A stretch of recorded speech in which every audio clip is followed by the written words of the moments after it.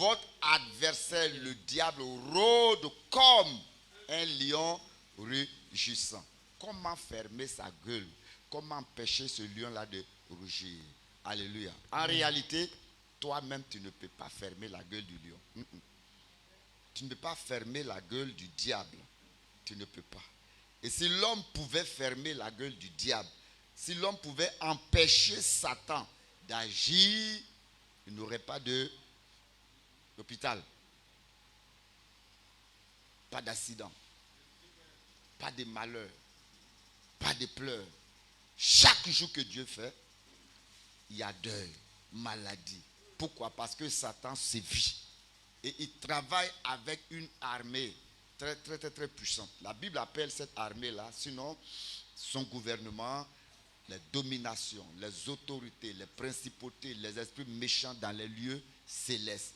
Voici donc les esprits avec qui ce Satan appelé lion-là travaille. Personne ne peut arrêter ses actions. Il y a une seule personne. Et donc, pour fermer la gueule du lion-là, il faut connaître cette personne et il faut savoir composer avec cette personne-là. Il est le seul qui peut fermer la gueule du lion. Dis-moi Amen. Amen. Dis-moi Amen. Amen. Dis-moi Amen très fort. Amen. Prends Apocalypse, chapitre 5.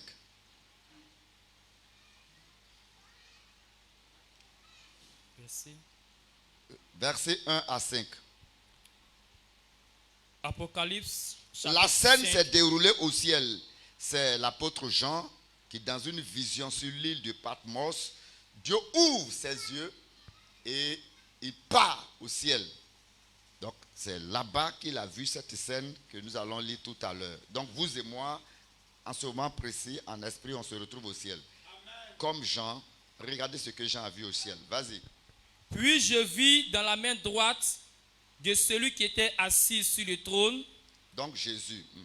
Oui. Un livre écrit en dedans et en dehors. Donc, un livre écrit en dedans et même sous la couverture. Oui. Scellé de 7 sceaux. Oui. Et je vis un ange puissant. Un ange puissant. Qui criait d'une voix forte. Qui est digne d'ouvrir le livre? Qui est digne d'ouvrir ce livre, la scellée de 7 sceaux? Et d'en rompre les sceaux. Et d'en rompre les sceaux. Et personne dans le ciel. Écoutez-moi très bien. Personne dans le ciel. Ni sur la terre. Ni sur la terre. Ni sous la terre. Ni sous la terre. Ne put ouvrir le livre. Wow. Ni le regarder. Wow. C'est fort. Dis avec moi, c'est fort. C'est fort. Je n'ai pas encore compris. Dis c'est fort. C'est fort.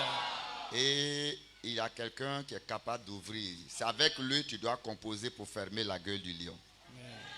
Continue mon fils. Et je pleurais beaucoup. Et l'apôtre Jean commence à pleurer. De ce que personne ne fut trouvé digne d'ouvrir le livre ni de le regarder. Oui. Et l'un des vieillards. Alors, c'est pour te dire qu'au ciel, il y a des êtres là-bas qui n'ont rien à voir avec les anges. Dis Amen. Amen. Donc, quand on dit ciel, il ne faut pas penser que c'est Dieu seul qui est assis là-bas et puis autour de lui les anges. Il y a des êtres qu'on appelle les vieillards. Ils sont très différents des anges. Les vieillards. Donc, l'un des vieillards me dit.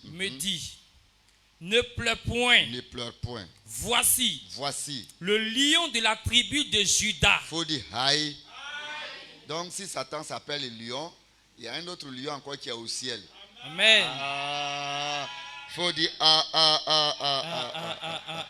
Alors, pendant que personne ne pouvait soulever la main pour ouvrir le livre, donc l'un des 24 vieillards, lui dit, ne pleure point, car voici le lion de qui? De la tribu de Juda. Qui est ce lion de la tribu de Juda? Je vais t'expliquer.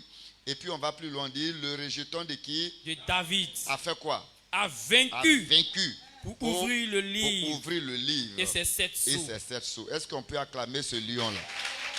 Est-ce qu'on peut acclamer ce lion très fort? Je veux que tu te tiens debout et que tu acclames ce lion. Alléluia. Verset 6. On s'arrête là. On s'arrête là. Que le nom du Seigneur soit béni. Amen. Et puis, mon fils, tu vas lire un autre verset encore et puis on va terminer. Tu vas lire un verset. Un autre verset. Psaume 49, verset 9. La Bible dit qui a ouvert le livre? Le lion de la tribu de Juda. Le lion de la tribu de Juda. Mais pourquoi lion de la tribu de Juda? Et qui s'appelle donc le lion de la tribu de Juda? Nous allons nous retrouver dans Genèse 49. Je suis à partir du verset 8. Genèse 49 à partir du verset 8. Il a dit ceci. Juda. Genèse 49. Juda. Tu recevras les hommages de tes frères. Ta main sera sur la nuque de tes ennemis. Les fils de ton père se prosterneront devant toi. Maintenant le verset 9. Juda est un jeune lion. Vous me suivez très bien? Amen. Juda est un jeune lion. Tu reviens du carnage, mon fils. Ici, Jacob compare son fils, son quatrième fils Juda à Un lion. à un jeune lion. Tu reviens du carnage, mon fils. Il ploie les genoux, il se couche comme un lion, comme une lionne. Écoutez-moi très bien. Judas seul est comme un jeune lion.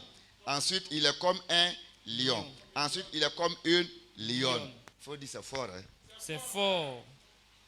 Comment il peut être à la fois un jeune lion et puis un papa lion, ensuite une lionne? Il faut dire tout ça là, c'est quoi ça encore? Tout ça, c'est quoi ça? Ma fille, dis ça là, c'est quoi ça?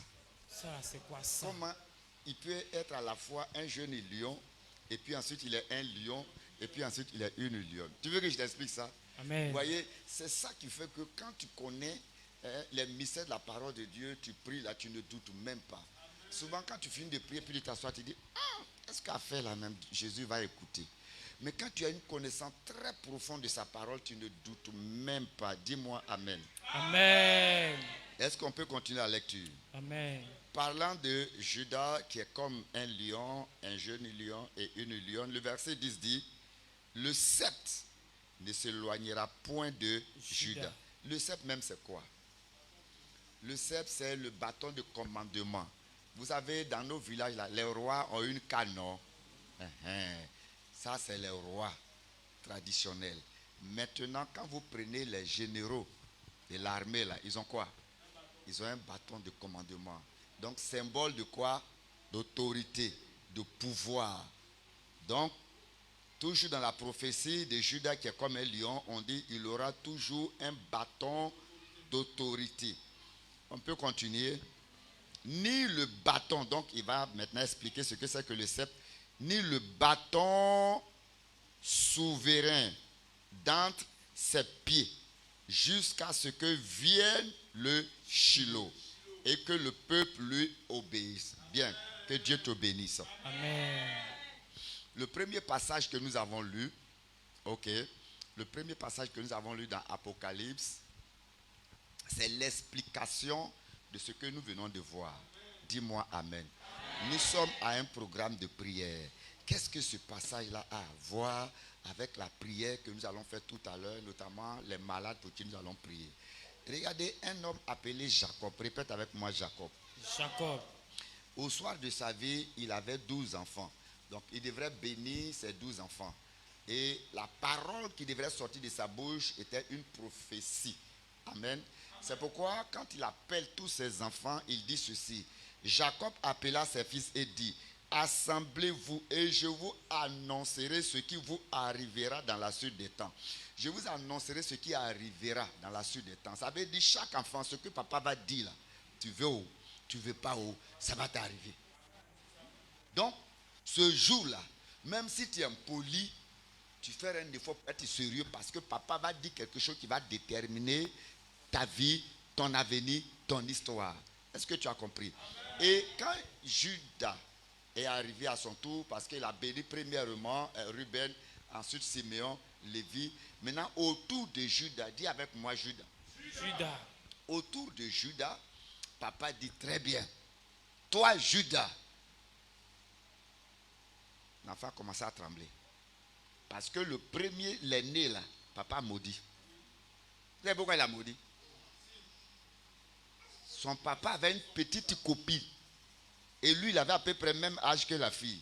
Quand papa dort là, il fait chat noir sur la petite copine de son papa. Et papa a su ça. Vous voyez un peu, non? L'enfant, il est impoli, hein? Plein de filles là. C'est son papa, là, il s'en a cherché.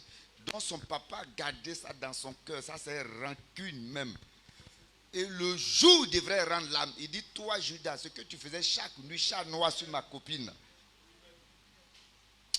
Ruben, toi, tu es la force, la prééminence de ma jeunesse. Mais tu n'auras pas la prééminence. À partir d'aujourd'hui, toi, tu n'auras pas l'héritage. À gauche, au suivant. Au suivant, là, il a appelé deux à la fois. Il dit, Ruben, Lévi, venez ici. Les deux ont commencé à trembler. Ici, on a maudit le grand frère. Et quand Siméon et Lévi se sont présentés, le père dit, en fait, vous aussi, quand vous étiez jeune, vous avez attaqué toute une ville. Parce qu'un jeune a violé votre petite soeur, Dina. Au lieu de frapper le jeune là, vous avez profité pour tuer tous les jeunes d'un village. Est-ce que c'est normal ça? C'est quelle vengeance c'est ça?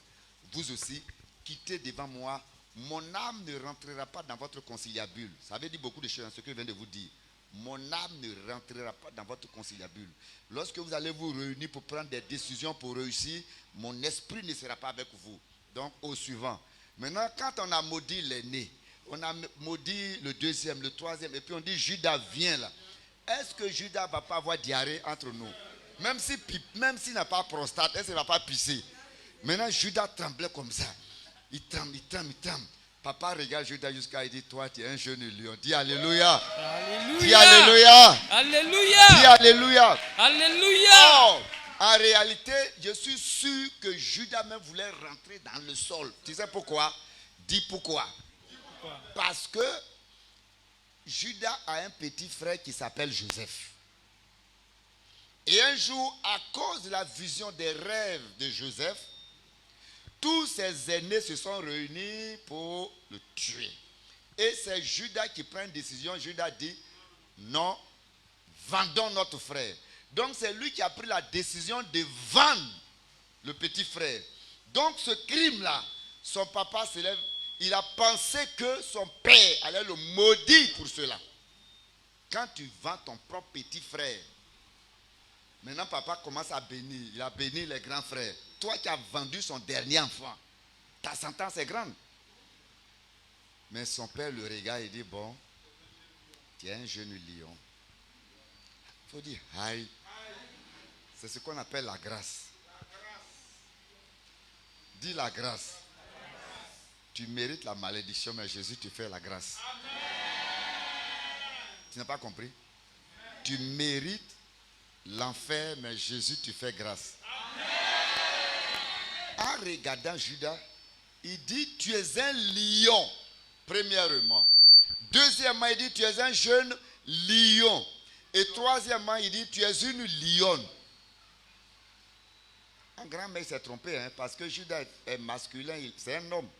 Mais il dit lionne. Tout ça là, ça veut dire quoi? Je vais t'expliquer. Dis papa, c'est ce que j'entends. Papa, c'est ce que j'entends. Comment lui seul, il est jeune lion. Lui seul, il est lion. Et puis il est lionne à la fois. Ça fait 3. Maintenant, papa continue. Il dit, le bâton de souverain. Tu comprends? Le bâton du commandement, le bâton d'autorité ne quittera jamais dans ta main. Jusqu'à ce que naisse le Shiloh.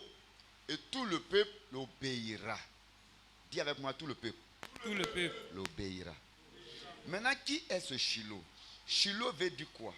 Shiloh, c'est le Messie. Dis Amen. Amen. Shiloh, c'est l'envoyé de Dieu. Dis Amen. Amen. En prophétisant sur Judas, il dit que par toi viendra le Shiloh. Par toi naîtra le Sauveur.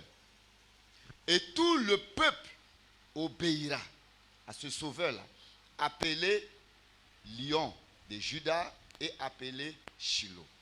Lorsqu'on se retrouve dans Apocalypse, l'apôtre Jean voit une vision. Dans cette vision, il dit qu'il vit un livre. Et dans ce livre-là, il y avait tellement de choses écrites dedans. Et personne dans les cieux, sur la terre, sous la terre ne pouvait ouvrir. Et pendant qu'il pleurait, un vieillard lui dit, mais calme-toi mon petit. Il y a le lion de la tribu de Juda. Vous voyez, le lion de la tribu de Juda qui a vaincu. Qui est ce lion-là? Prophétiquement, quand Jacob dit à Judas, son fils biologique, que tu es lion, tu es un jeune lion, tu es une lionne, il parlait de qui? Parce qu'il a dit, le Shiloh naîtra de toi. Oh, c'est ce Shiloh-là que dans Apocalypse a vaincu. Mais qui a vaincu? C'est Jésus, car Jésus a vaincu la mort. Qui a vaincu? Jésus. C'est Jésus qui a vaincu la mort. Et c'est Jésus qui te donne cette grâce comme il a donné la grâce à qui? À Judas. Dis Amen. Amen. Il a donné la grâce à qui? Judas. Donc aujourd'hui, si Jésus est le lion de la tribu de Judas et qu'il est ton sauveur, est-ce qu'un lion peut mettre au monde un chien, un mouton, un bœuf? Donc si Jésus, notre papa, est lion, ça veut dire que nous sommes des lions. Donc tous les frères en Christ sont des lions. Et toutes les sœurs en Christ sont des lions. Acclame le Seigneur. C'est pourquoi, regarde très bien. Jésus est le lion. Nous les hommes, nous sommes les jeunes lions. Et les mamans sont les lionnes. On acclame encore le Seigneur. Maintenant, est-ce que Satan qui est lion là, est-ce que lion mange lion? J'ai dit que le thème d'aujourd'hui c'est quoi? Comment fermer la gueule du lion? Donc, vous et moi, nous sommes des lions. Remarquez que, je vous ai dit une chose. Qui a vendu Joseph?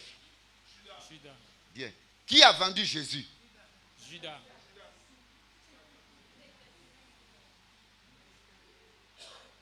Tu ne comprends pas quelque chose? Qui a vendu Jésus et Joseph?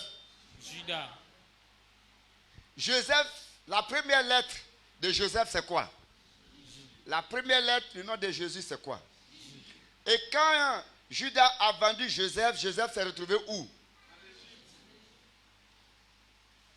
Quelqu'un comprend bien? Judas Iscariote aussi vend Jésus. Pourquoi Satan a utilisé parmi les disciples celui qui porte le nom Judas? Il y avait 12 disciples. Pourquoi Satan a utilisé celui qui porte le nom Judas pour livrer Jésus? Tu comprends bien? Parce que la prophétie dit que Judas est un lion. Satan pensait que ce lion-là, Judas Iscariote-là, allait le combattre. En combattant Judas, en possédant Judas, écoute-moi très bien, il a pensé qu'il allait mettre fin à la mission de Jésus. Mais il ne sait pas que Judas n'est pas le Shiloh, mais que c'est Jésus lui-même qui est le lion de la tribu de Judas. Ce nom était caché. Il s'est présenté comme Jésus. Mais à l'intérieur de ce Jésus-là, c'était le lion. Mais en venant sur la terre, il s'est présenté comme un agneau. Donc pour Satan, la prophétie de Judas là, c'est qui? Il faut dire, c'est qui?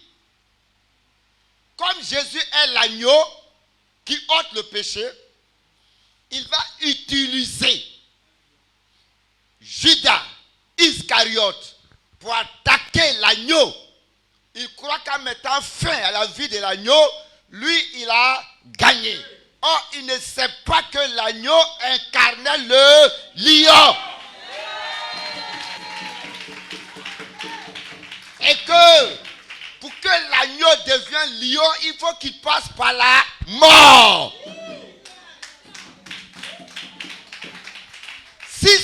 Satan savait, quand tuant l'agneau, l'agneau allait devenir lion.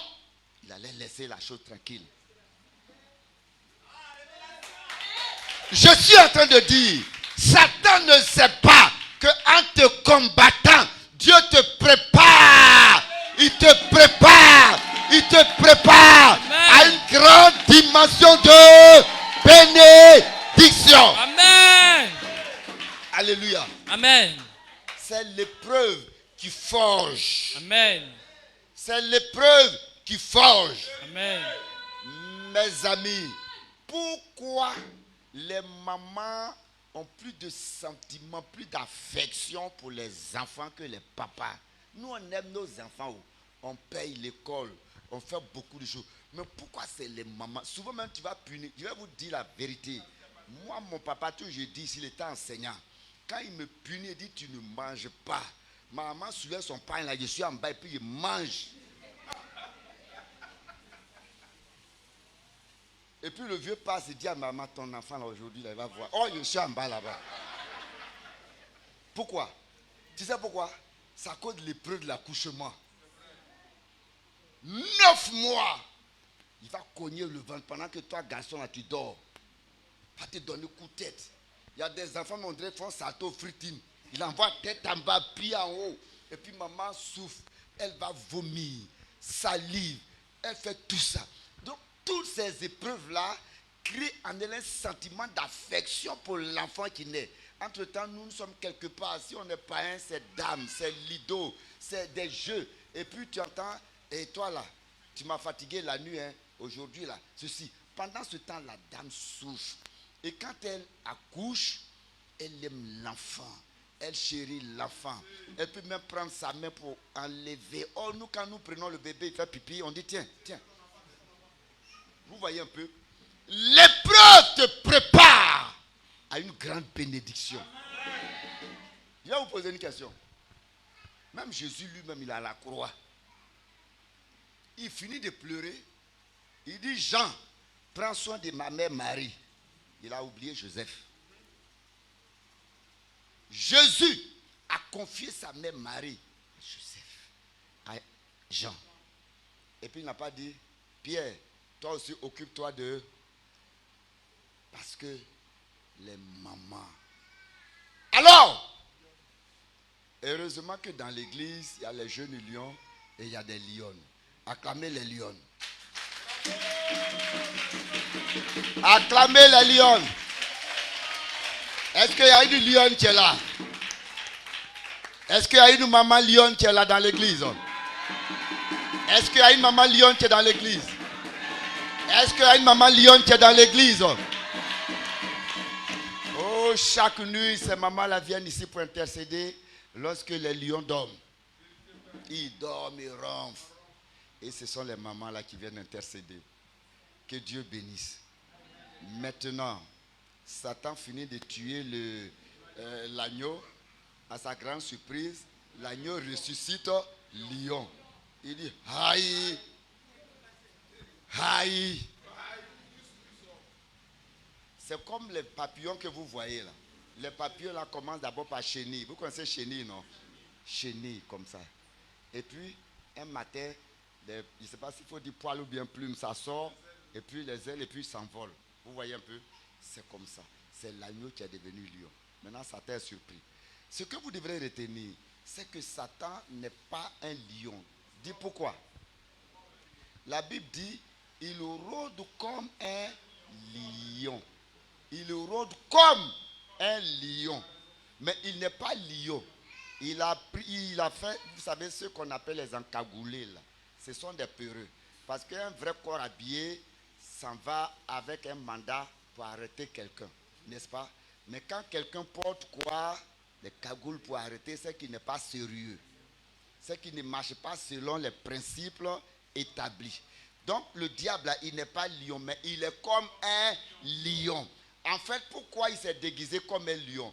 Après avoir tué l'agneau, il s'est rendu compte que l'agneau est devenu lion. Donc il est obligé de se faire comme lion pour t'effrayer. Mais en réalité, il est un lion qui n'a pas de croupe. Il est un lion qui a dans sa bouche que de la langue. Amen. C'est pourquoi Satan, écoute-moi très bien, Il n'a pas de croc. Hein. Tout ce qu'il a dans sa bouche, là, c'est une langue. Et c'est pourquoi la Bible dit qu'il est le père du mensonge. Il va te mentir pour dire que Jésus n'est pas fort. Mais en réalité, il a été vaincu par Jésus. Il va te tromper. Il va dire toutes ces choses-là, mais en réalité, il fait ça pour t'intimider. Il sait que Jésus est le lion. Dis-moi Amen. Amen. Maintenant, si Jésus est le lion, nous sommes des lions et des lionnes. Lui, il est le faux lion. C'est pourquoi la Bible dit qu'il rôde. En réalité, le lion ne rôde pas. Il attaque son gibier. Mais s'il rôde, ça veut dire qu'il a peur de toi. Il a peur de toi. Il a peur de toi. Amen. Écoute-moi bien. Maman, ne ferme pas tes yeux. Regarde-moi. Il rôde parce qu'il ne peut pas t'attaquer. Il essaye de voir si... Ce n'est pas une question de faille. Si tu connais ton identité. Amen. Si tu sais qui tu es. Amen. Et quand il rôde, s'il voit que tu commences à courir, regardez même les chiens. Quand un chien aboie, wow, wow, si tu cours, tu es mort. Quelle que soit la taille du lion et du chien, quel que soit sa gabarit, quand il aboie, wow, en réalité il aboie mais il est prêt à fuir. Et quand il fuit là, il prend sa queue et il met ici et il fuit. Ça veut dire que je suis en danger. Mais quand il aboie, très souvent on a peur. Quand le chien aboie, abaisse-toi. Quand tu t'abaisses, il sait, c'est inné, il sait que tu cherches caillou. Il sait que tu cherches bâton. Tu entends, il diminue l'aboiement et puis les enfants disent quoi? Ils mettent dedans. Quand le lion, le faux lion, fait semblant d'attaquer un enfant à gauche, ton mari ici, le foyer, il essaye de t'effrayer. Tu dis, Satan, reste tranquille. Je sais en qui j'ai cru. En réalité, tu n'es pas un lion. Tu es un faux lion. Tu es photocopie. Tu es Shintok. Le vrai lion là. Je suis son fils. Lui, il est le lion. Moi, je suis le jeune lion. Donc, tu ne peux rien faire. Connais ton identité, il fuira loin de toi. C'est pourquoi en Actes chapitre 16, la Bible dit, un homme possédé va dire à des jeunes gens qui en réalité n'avaient pas assez de foi. Ils sont allés chasser des démons, mais ils doutaient un peu. Ils ont pris un possédé, ils ont dit, au nom de Jésus que Paul prêche. Et le démon dit, mais nous on connaît Paul, on connaît Jésus. Mais vous là, qui êtes-vous? Ils étaient au nombre de 7. Et puis, ils se sont regardés entre eux. Le démon dit parler. C'était lors d'une délivrance. Pour nous qui faisons délivrance, je sais ce que je suis en train de vous dire. Ici, dans cette salle, j'ai fait délivrance avec Antoine. Et puis, le frère André, là où je suis quitté là, André est là-bas. 3. Je vous ai dit ça la dernière fois. Il y a une maman qui nous a envoyé son fils. L'enfant était folle. Fou du moins, pas folle. Il était fou. On a fait 3 jours de prière. Mais cet enfant a eu la folie, il n'a pas acquis. Par sa petite copine, une jeune fille sénégalaise. Le père a mis un médicament sur sa fille. Quiconque dévie sa fille devient fou. Vous comprenez? Et le jeune, là, il est en terminale avec la jeune fille. Au lieu de penser à son bac, il allait jouer avec la fille. Dès qu'il est sorti de folie, arrivé à la maison, il a cassé la télévision de sa mère, cassé bibliothèque, découpé fauteuil, tout. Sa maman qui est prof d'université a fui. Et sa maman fait appel à des gros bras du quartier, les Louba. Les Louba ont maîtrisé son enfant.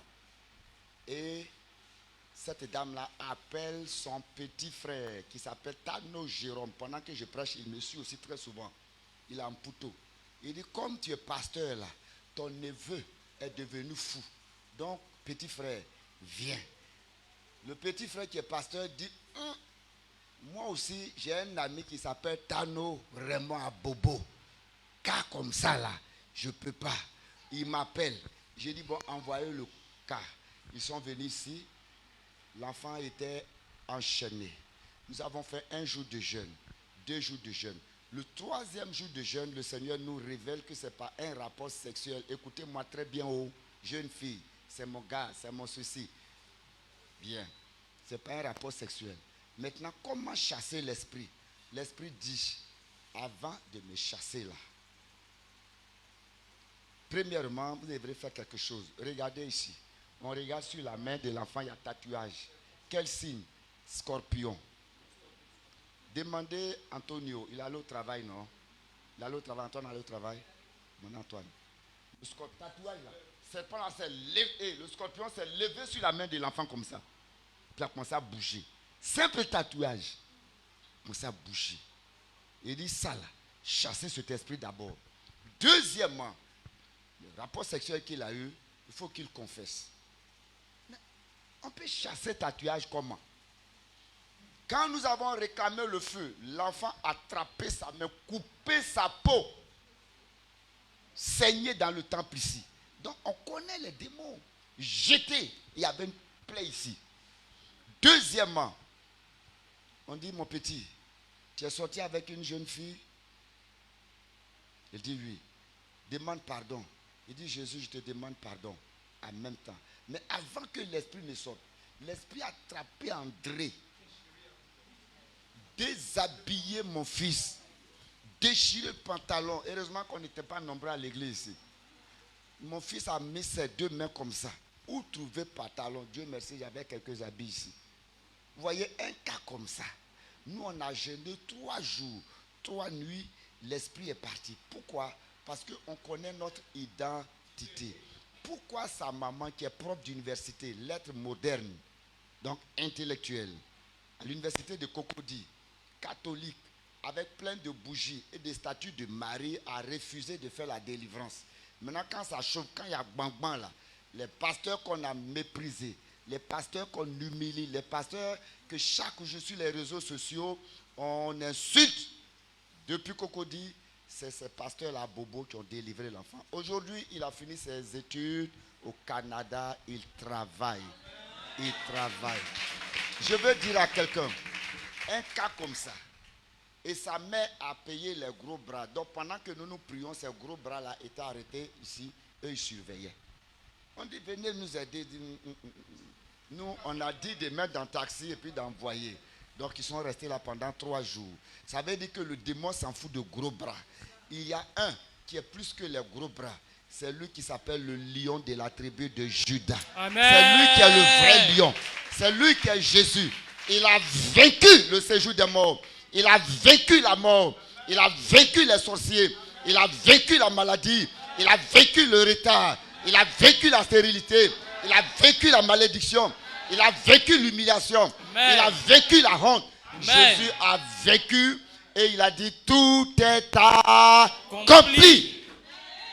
Donne ta vie à ce Jésus-là. Alléluia. Pour arrêter le rugissement du lion, il faut accepter Jésus. Et quand tu acceptes Jésus, deuxièmement, il faut connaître qui tu es.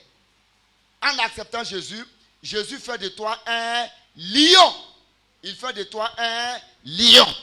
Et il fait de toi, maman, une lionne. Alléluia. Oh, ce que vous devrez savoir, c'est que les lions sont égoïstes. Donc quand un lion tue, il mange, il laisse la caracasse. Mais quand une lionne tue, il tue pour les lionceaux. C'est pourquoi les lions chassent beaucoup. Après avoir sévré les jeunes lionceaux, les bébés lionceaux, ou les lionceaux tout court, la lionne fait tout pour nourrir au quotidien ces lionceaux. Et vous allez voir la lionne se met quelque part pour attaquer. Vous allez remarquer que c'est pourquoi les lionnes spirituelles de l'église sont beaucoup plus actives dans l'église que les jeunes lions. Les mamans sont beaucoup plus actives dans l'église que les hommes. Je ne suis pas en train de... Je sais, ça me fait des années dans le ministère. Est-ce que vous comprenez? Amen. Beaucoup d'années dans le ministère. Et j'ai compris que les hommes sont beaucoup préoccupés par les choses du monde, par le travail. Ce n'est pas mauvais. Il faut travailler pour soutenir l'église. Mais dans l'église, à l'interne, c'est les femmes qui vont prier, soutenir l'église, On va dire mariage, elles sont actives. On va dire ceci, elles sont toujours là. C'est pourquoi le diable aussi, pour affaiblir une église, cherche à attaquer les lions. Mais aujourd'hui, je suis venu déclarer la défaite de ce faux lion là au nom de Jésus. Vous triompherez, vous aurez la victoire par vos prières, vos jeunes lionceaux, vos enfants réussiront au nom de Jésus. Dis-moi amen. Tu as compris? Dis à quelqu'un, tu es un lion. Et dis à une soeur, tu es une lionne. Non, il n'a pas compris. Tiens-toi debout. Dis à cette personne qu'il est lion.